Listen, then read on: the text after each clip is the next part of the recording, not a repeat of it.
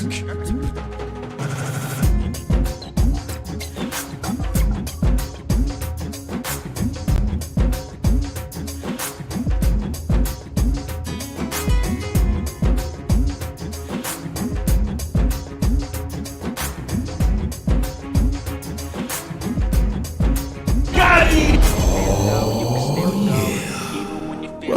to another episode of the Industry Dynamite Show. You should hit that subscribe button, like and share. Oh yeah, here we go. Let's get straight into it, guys. Let's just calm it down right quick. You already know what time it is. Welcome. I'm getting straight into it this time. This is kind of like a pop-up show, and I'm gonna get right into it. I said, man, we really need to just go ahead on and do a live show. So, oh yeah, we're gonna get straight into it. So, ladies and gentlemen, this is the Industry Dynamite Show. Here's where we really like to get a lot of, narrative straightening out. We got a lot of different things going on out there in media. A whole bunch of different people writing. Everybody has something to say. And a lot of times, things just go by so fast that you really don't know which is which and what is what. So sometimes you just need it broken down. Break it all the way down, So that's kind of what we do. We're going to break it all the way down. How far are we going to go? I said all the way down. Now, okay, so currently in the conversation, we got Viola Davis. Oh yeah. Now this is something that I see is really kind of, I don't know, roaming. Okay, check this out. I did not read what a lot of people were complaining about with this movie. The Woman King. The Woman King. Now look, let me tell you something. When I first saw the trailer, you know what I thought to myself? I thought to myself, here we go again. This is what I thought. Now we got all of these different narratives, a whole bunch of different conversations going on right now. So what we got? We got there's no such thing as genders. Nope. There's no such thing as a man, and there's no such thing as a woman, and there's no such thing as anybody. Anybody could be anything that they want. Okay. So that's the first thing that I thought when I saw the name of this movie. Okay. So then I said, man, okay, I'm going to go ahead on and watch this trailer. I watched the trailer, and the first thing that I thought to myself, now, I saw it a few months ago. And now let me put it this way. I'm a fan of Viola Davis. So let me go ahead on and preface what I'm going to say with that. I'm a fan of Viola Davis as an actress in Hollywood. Her role as the wife to Denzel Washington and the role that she played in Fences, that was phenomenal. The way that she was able to deliver those lines while all that snot was pouring out of her nose. And I'm like, wipe your nose, Viola, and she is just delivering those. I'm like, this woman is phenomenal. She and that snot deserves an Oscar. Okay, so with that being said, when I gave it a chance because it was Viola Davis. That's what made me just say, okay, I'm gonna look at the trailer. I was like, is this agenda? What is this? Okay, so I watched the trailer, and my initial response was I was not impressed by the trailer, and let me tell you why. Because people can cut trailers any sort of way, and they can make it look like, oh, wow. But to me, it said, okay, are they trying to do one of these masculinized women sort of movies? What's going on here? I had no idea just how interesting, I'm going to put it that way, how interesting this movie would be, because I didn't plan on seeing it, but I went head on and I saw it yesterday. I went head on and I saw, no, day before yesterday. I went head on and I saw it. And let me tell you this. You get what you ask for. This is all, you get what you ask for. See, right now here in America, we need representation. We need representation. We need representation. Everybody's getting out there marching and they're complaining, oh, Oscar's so white and all of this type of stuff. Okay, you want some black representation? Oh, here we go. Oh, you want more representative, more women? You want to see more dark-skinned women? Oh, here we go. I did not this is the perfect example of you get what you ask for. So let's go down this movie. And I'm not really going to give too many spoilers, but I'm going to give a few, but I'm going to give my take on what I saw in this movie. And essentially, what you must do if you want to avoid this particular game, which I think that it is. Okay, so check this out. The movie opens up, and it's these guys, these black guys, they're sitting around and they're doing nothing, just piddle-paddling around, just BSing. And then out of the bushes, they get their behinds whipped. I'm gonna try to keep it rated PG or PG-13. So they get their behinds handed to them. And Viola Davis rises up like, oh, and she's like this, Hercules sort of woman. Now, after what I noticed was, I'm like, man, these men are pretty kind of, they're kind of like, and the women were very, tough. Okay, cool. Now, we do have some tough black women, so I'm not, I'm not disappointed about that. Come on.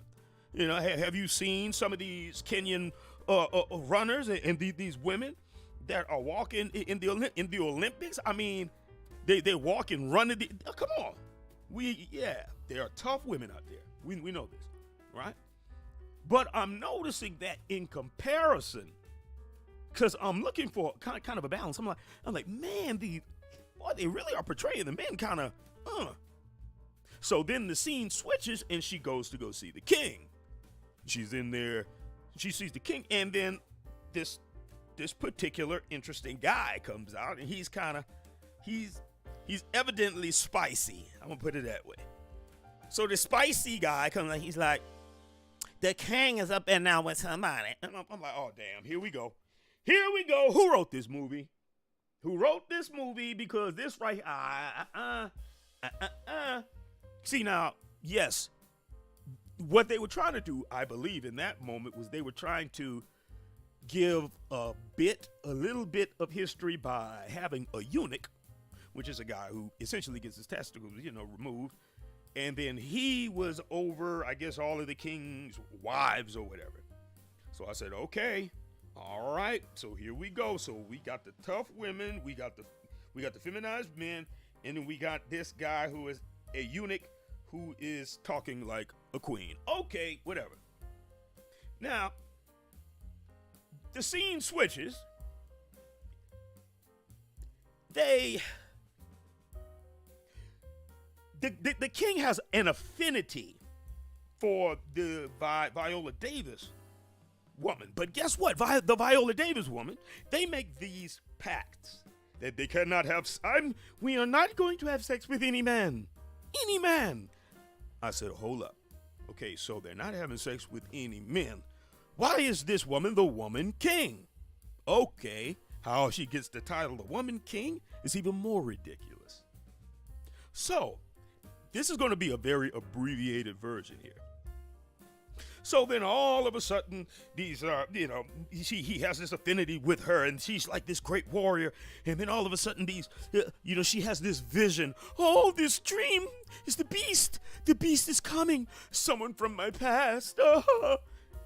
And then one of the women warriors, she's like, let me see into your past. I will throw my future reading things.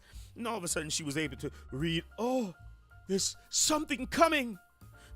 So apparently, someone from her past was coming. Now, keep in mind, follow this logic, follow this narrative, follow the trick. Oh, someone from your past is coming. So then she's having these visions of somebody like hurting her, violating her. So then these people arrive on the shore. I believe it's the Okoyo or whatever. Well, they arrive on the shore, and there's the person that hurt her in the past. And all of these people, then it all of a sudden it comes. I'm like, wait a minute. These people are slave traders, and I had no idea. I thought, hey, I thought it was colonizers coming there to, to I don't know, to wreak havoc or whatever. But it turned out that these people were right in with the slave trade. Okay, so they're part of the slave trade. Next thing you know, the king or whatever, he's like, oh, yes, we are in the slave trade, and I became rich. I was like, my goodness, man, you mean to tell me that I'm sitting here watching a movie, not about the empowerment of people, but I'm watching a glorification, a colonizer movie, a trader movie? See, here's the interesting thing. When you ask for representation, or when, it reminds me of that movie, what was it, Bedazzled, I think it was, where I think Brendan Fraser, whenever he would ask for a wish, the devil would play a game with him. If he asked for I want to be rich, the devil would make him rich, but then he made him gay. He wanted to be a basketball player. Well, he made him a basketball player, but then he like shrunk his manhood down to nothing. So it was always a game. So when you sit there and you say, I want representation, we need more representation. We need more dark-skinned women.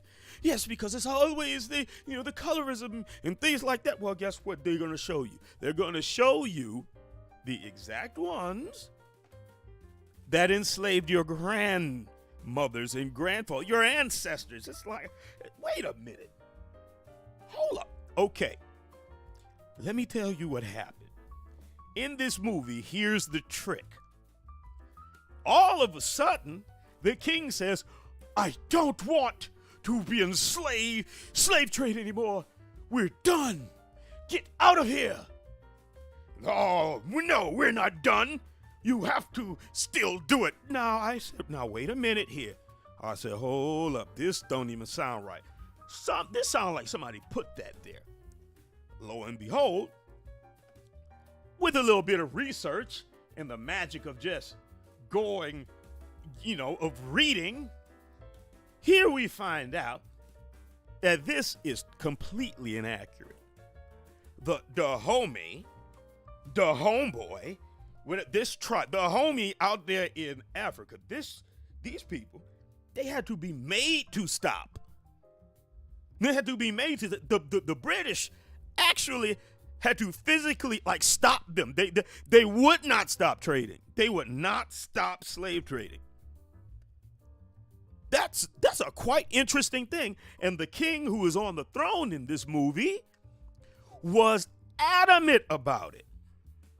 This king, what's the king's name at that time? I got his name. But that king, the king who is being portrayed in that movie, this guy was like, hell no, we ain't stopping. Sure, they did not. But I said, who put that in this movie? Who put that line in his mouth to make him be the one to say, we are done, no more of this? And guess what? So then Viola Davis's character is like, yes, and we're going to fight them off. So then she goes out there fighting off all these slave traders and stuff. And she goes and looking for, where are the slaves? Where are they? And they're like, we don't know. We don't know. And then one of the women soldiers opens up the tent, and there they are. There they are. And then she gets mad and then slices the man's throat. Oh, the saviors of the slave. And it's a lie. These people were some of the biggest profiteers, and they did not want to stop slave trading. You had white folks that had to stop them. The British had to cut them off. We're like, enough is enough. Damn, bro. They were some of the most violent and vile people. I'm talking deep. This is what you would call the modern day dangerous Sambo. The dangerous one, because yes, but it was men and women, but they had a women's regiment that they would use that under the guise of woman empowerment. Using this is a slap in the face, especially to all black people in the West that are in the diaspora that have been robbed of every doggone thing, all of their knowledge, because of these people that they are now portraying as the empowerment of all. How ironic, how much of a slap in the face are you asking about? And do you know what I found out? And shout out to Professor Black True, who laid this on the line. My goodness, really? Charlize Theron is involved in this? So you always need to follow the money. Follow the money. Who is behind this? Who's behind this? Then when you see whose money is behind it, everything becomes clear. When you see the people that are involved in it, everything becomes clear. So sure enough, Charlize Theron has her adopting hands in it, and she's done some very questionable things, right? We see that she has the strongest daughter with a set of testicles, it's like, what's going on here? So then when you see who's behind it, now everything becomes clear. Guess what? Then in the movie, there is this mulatto. There's this guy, he's from Brazil. So he has these redemptive qualities. He's there to save this captured warrior girl from the slave traders. Guess what? He was made up, and so was Viola Davis's character. Both of them were made up. I said, now wait a minute. Why was there a need to put a message in there of like the redemption of the mulatto? Why would you need to do that?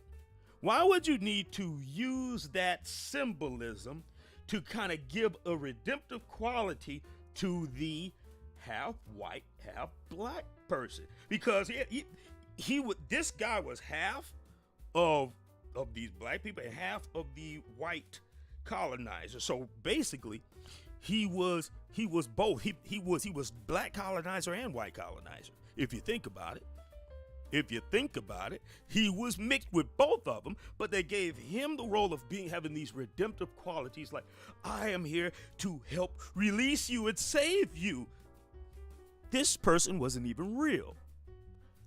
Well then, I wondered, why was there a need to do that? Lo and behold, and shout out to brother Professor Black Truth, it just so happens to be a half black, half white lady who is doing this movie. So I'm like, okay, is this supposed to be representative of you, ma'am, who is producing this movie? To add all of these things into a history that is completely problematic, because no one else would have this level of disrespect. There would never be a movie about, the childhood and beautiful graduation of Mussolini. The early days and the young brilliancy of Adolf. No one would do that.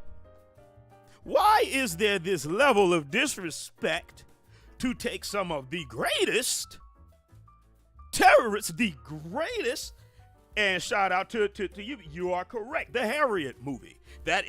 You are correct. Well, why would they do that? Why Why is there this need to take the greatest atrocity that has happened to a people and then add itty bitty little small messages in there in between and then big up it? There's always, let me tell you something. Let me tell you. Typically, when you see something like this being pushed, you're going to see a couple of things. One, you're going to see a lot of intersectional talk. There's going to be a lot of different propaganda in there. Two, you're going to see either men being kind of weak, like either they're idiots. They like, the wind blows and they fall over. That's something that I saw in this movie. Three, you're going to see a lot of disunity. Or you're going to see or if they're unified, it's going to be an over masculine woman that is like, the bossy, like, But show me where you've seen promoted in Hollywood, promoted all black cast, all black major cast, promoted at this level, and there are functional relationships between man and woman. No, this was focused on some traders that vowed off of monkeying on the stick. No, they vowed off of it. Okay. Up jumps the scene where she is declared the woman king. I said, wait a minute. So now the king has wives, right? So one of the wives is kind of like jealous, She's like, oh, why does he like this woman so much? Well, guess what? Then he's like, after she defies him, which is completely inaccurate. The way that king that he is depicted, we already know that it's a whole bunch of lies. But the way that he's depicted, the way that he was reported historically, was absolutely not. You could not disobey him the way that the fake character name, that Viola Davis was playing. The woman who did not exist. They portrayed her toward the end of the movie. She disobeyed the king so that she can go and save all of her soldiers that were taken by the, by the slave traders. So the king was like, no. We are free. Everything is good. You stay here. Let them be a sacrifice of war. We are now at peace. We have driven them out of our land. We do not have anything to worry about. And she's like, no, I'm gonna go anyway with my fake self because I never existed, but I need to portray something to the world to make our crimes look a little bit less heinous. So add me in there so I could go and be the hero to save the day. And sure enough, she violated the king's wishes, and went out there and wound up saving most of the captors that were taken. And she comes marching back in there. And the king is having this celebration, and she marches in there like the hero. And the king is like, you disobeyed me. Well, every leader needs someone who has a better vision, and blah, blah, blah, blah, blah. So therefore, I'm going to make you the woman king. I said, let me tell you something. I threw up in my brain, okay? I threw up in my brain at that moment. That right there is propaganda if I've ever seen it. So the fake woman violates the king that historically you couldn't do that mess, because this king that they lied and said was like, we are done with slavery. That king never did that. That king was so deep off into it, he dreamed about it. The dude, he did all sorts of things to himself just thinking about slavery. And just, sell me a nickel. I'm sorry, I had a great dream about selling people. Oh my goodness, go and give me some of those butter biscuits. This is absolutely who they are portraying now as this, I had a change of heart in fake history. So he makes her the woman king due to her bravery of not listening to him. Now, there's so much propaganda in that. It's like, really, to undermine the king at that time, that was death. So the fake person undermines the king. Okay, check it out. So he makes her the woman king, which, if you see the symbolism, he sits her next to the throne on his right-hand side, right? But his throne is a little bit elevated, and she's a little bit lower than him. The woman king is actually a slap in the face of the queen. Why? Because this is to say, well, you have sworn off of procreating and you sworn off of monkeying on the stick. You don't get any sausage from any man. So rather than you marry me because you can't, I'm going to do the next best thing, which is just put you in a position elevated as high as I possibly can, which is over all of my wives, and make you right here, right next to me, you fake person in history. Why was that agenda so important? Why is that being utilized as the symbolism of empowerment? Huh? Using the devil. You see what I'm saying? I mean, using the devil as your representative. Let me tell you something. Everyone in the West, even Africans that are embarrassed about the acts of their ancestors, no one should feel empowered by this movie. Absolutely not. I mean, hey, listen, there was some phenomenal acting going on in this movie. Great acting. But unfortunately, there also was good acting in The Blind Side. There was good acting in The Help. There was great acting in every movie that helped destroy. I mean, think about it. D.W. Griffith's Birth of a Nation was so compelling. So even though it was a dumb movie, but it was so compelling. I guess that was good acting at that time, to the point where it motivated people toward hatred. How much more do you want to get people upset? Think about it. Now, ladies and gentlemen, it's one thing to be entertained, but it's another thing to be told that this is your history, or to be sold off as your history. There's always a fake savior in there to soften the blow of the blow of the debt that you know that you need to pay. So you make a fake hero and say, well, think about the fake hero that was in the movie. You're not really that mad at us, are you? Sit your behind down, Nkunku. What was her name in the movie? Something. Sit your fake behind down.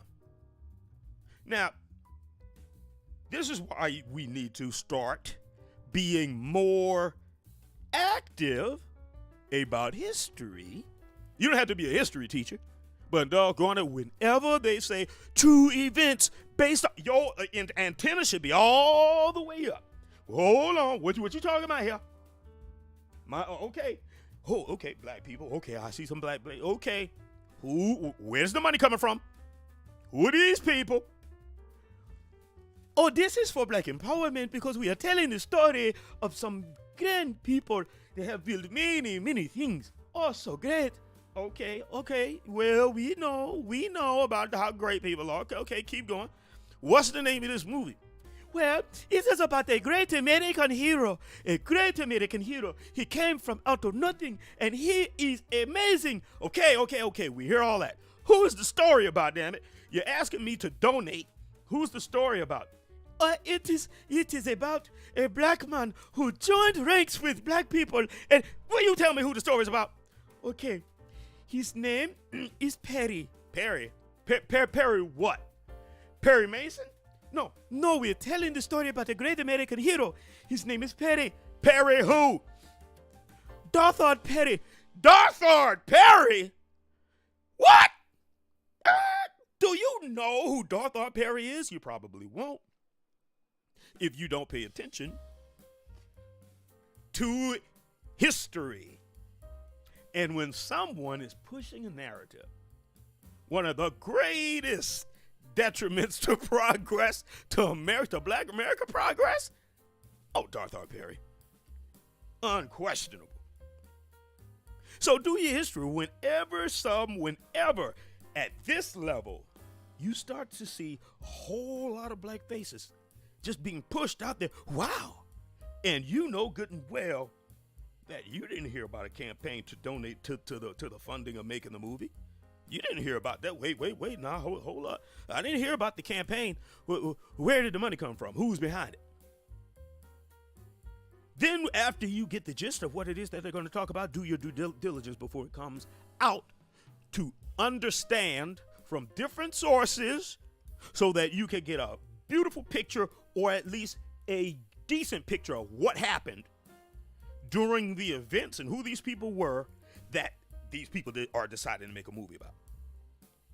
That way you're not under any sort of illusion that, oh, there was this woman and she was violated and then she gave birth to a warrior child that also came into the civilization and she and her warrior child helped to fight off the slave trader. Lie.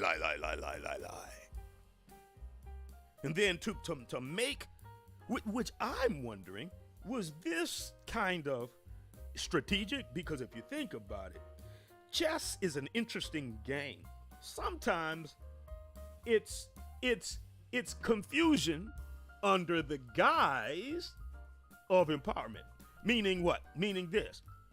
How many times have you heard whenever people talk about reparations that somebody throws in there, well, Africans sold Africans?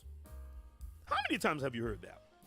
As a means of trying to derail the conversation of going after the government and saying, hey, listen, this is what you owe.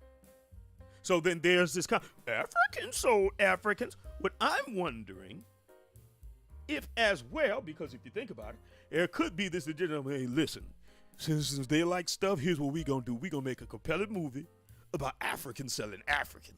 Now, we don't want to make Africans look bad, but we do kind of want to get the heat off of us over here. So let's go ahead and make this movie here, and then we're going to go ahead and then just sit back and watch all the confusion. Now, understand that in some cases, devils play chess. You understand? But always keep your alarm up. Always keep your antenna up. Whenever there's anyone out there that's trying to tell any story involving black people, especially if it's involving our ancestors here in America, absolutely. And to all our brothers and sisters in the diaspora, pay close attention. Pay close attention. There are people trying to tell your story. There are people that are also telling the story about your ancestors. Absolutely. This is something that all of us should look at and say, wait, hold up, wait a minute. Whose money is behind this? Do you know that anyone can tell your story?